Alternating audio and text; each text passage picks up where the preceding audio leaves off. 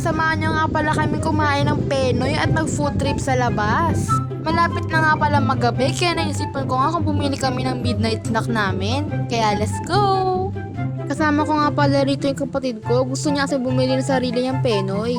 Napahinto nga ako yung nakita ko yung mga ulap. Diba? Ang ganda niya. Bale, nakarating na nga pala kami sa tindahan ng mga Penoy. Nire-ready na nga pala ni Kuya yung binili kong Penoy. Bale, tig-3.20 nga pala yung pinili ko.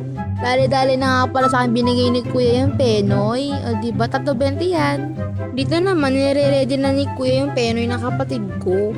Bale, peras lang pala kami na binili ng kapatid ko. tig-3.20 yung pinili namin dalawa. Pwede rin naman bumili dyan ng isa sa halagang 7 pesos. Mamaya pa nga namin kakainin yung Penoy kaya pumunta nga muna kami dito. Bala ko nga rito bumili ng tig-10 piso na siomay. Ito nga pala yung siomay. Medyo umusok pa nga yung siomay ni ate kaya dali-dali na akong bumili. Nire-ready na nga pala rito ni ate yung binili kong siomay. Tinanong nga pala ko ni ate kung maahang ba. Sumagot ako agad ng oo kahit hindi. Bruh.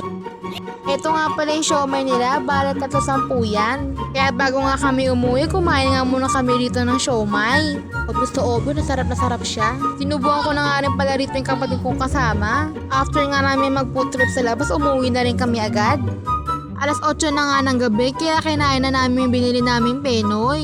Bali, 6 nga dapat yung Penoy namin, kaso nga lang binigay na namin yung 2 sa kapatid namin, kaya 4 na lang yung natira.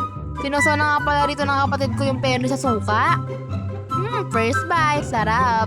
Binabalatan ko na nga pala rito yung Penoy ko. Takam na takam nga ako dahil kitang kita yung pagka-yellow niya. Parang gusto ko na nga agad-agad isawsaw sa suka. Kaya ito, pinaligawan ko na agad ng suka yung Penoy. First bite, sarap. Ganyan nga pala ako kumain ng Penoy, bawat kagat may suka.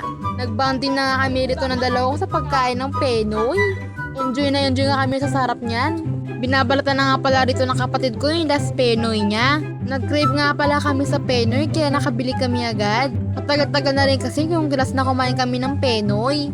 Kaya after niya mabalat yung Penoy, agad-agad niyang sinasasukat, kinain. Diba kaperehas ko nga lang din siya, nilulunod yung Penoy sa suka.